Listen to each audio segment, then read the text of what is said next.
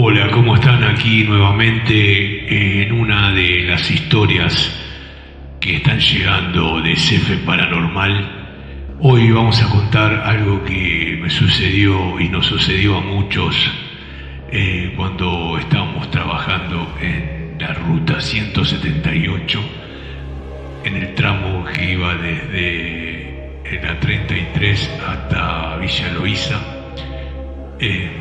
Empezamos a trabajar ahí con unos amigos y lo primero que nos mandaron a hacer era a colocar estacas en los extremos del tramo, que ya estaban, digamos, las estacas se marcaban para marcar el centro de la ruta y nivelar con las motoniveladoras. Después, bueno, yo empecé a trabajar con gente de vialidad y era como el ayudante de los chicos de vialidad, y cuando recorríamos el camino, digamos todo el tramo por el camino de tierra, había una casa cerca del río que decían que estaba embrujada. Tuvimos la suerte de al estar con vialidad, se entrevistaban a los vecinos de los campos por el tema para hacer las entradas y los puentes, las subidas a los campos desde la nueva ruta. Y cada vez que pasábamos con los compañeros, o a veces me tocaba trabajar en otros lugares, pasábamos que nos llevaba la camioneta del jefe, nos trasladaba. Siempre que pasábamos mirábamos la casa y decíamos: ¿cuándo será el día que lleguemos hasta aquí con la ruta y enfrentar esa casa? Porque teóricamente la tenían que derrumbar para poder seguir construyendo la ruta, ¿no? En ese momento creíamos que la casa estaba en el medio de lo que iba a ser la ruta nueva, la 178. Pero bueno, después nos dimos cuenta que estaba sobre lo que sería la banquina de la ruta. Empezamos a trabajar con lo de vialidad, empecé a trabajar con la gente de vialidad, y bueno, una de las funciones que teníamos era ir buscando la línea principal de la ruta, la cual se iba a construir.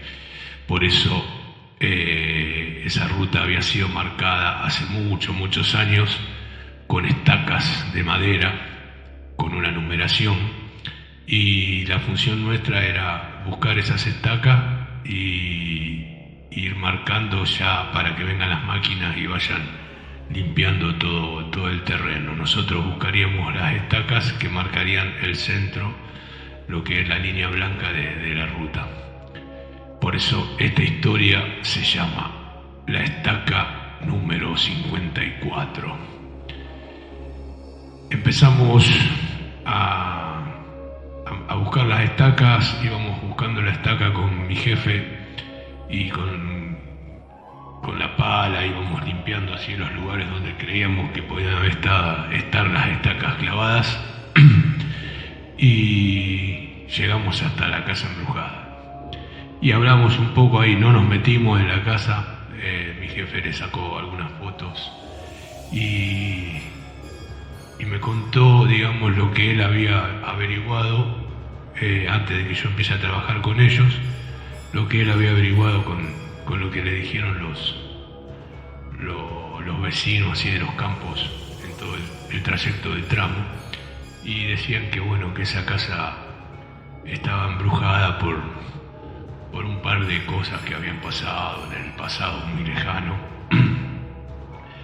Y empezamos a buscar la estaca, mientras él me contaba la historia. Algunas historias hablan de que indios tiraron una maldición a una familia que vivía ahí hace mucho tiempo. Otros hablan de que ahí vivía una familia, una madre, el padre y un hijo, y cuentan que una vez la mujer enloqueció y mató al hijo, o era una especie de bruja, y después el padre la mató a él. Pero bueno, esas historias después las vamos a ir contando cada versión, porque hay varias versiones. Entonces bueno, seguimos buscando la estaca y la encontramos. Estaba justo enfrente de la casa, a la mitad, clavada bajo tierra. La empezamos a sacar y tenía el número 54. Estaba pintada de azul y blanco, y el número estaba escrito en la parte de blanco a mano. Se ve que habían pintado a mano, y tenía el número 54. Usando, qué sé yo, la numerología, el 5 y el 4 forman el 9, invertido es el 6. Así que con respecto a lo que allí pasó en toda esa historia que tiene ese lugar,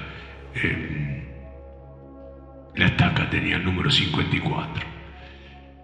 Así que bueno, yo agarré la estaca, la hice mía, la guardé, porque era como que yo había como empezado una investigación con mi jefe de esta historia de la leyenda del maldito lugar, porque lo habían bautizado el maldito lugar con ese nombre, por todo lo que decían ahí que había pasado. Teóricamente en la antigüedad esa casa estaba dentro como de un monte de árboles de eucaliptus, y que bueno, después algunos árboles se cortaron para utilizar el campo para sembrar. Y hay leyendas, por ejemplo, una de las historias, cuando todavía no estaba la ruta ni nada, es como que de ahí adentro de la casa salía una luz que iba hacia un árbol que estaba cerca y se metía en el árbol. Pues hay otras historias que dicen que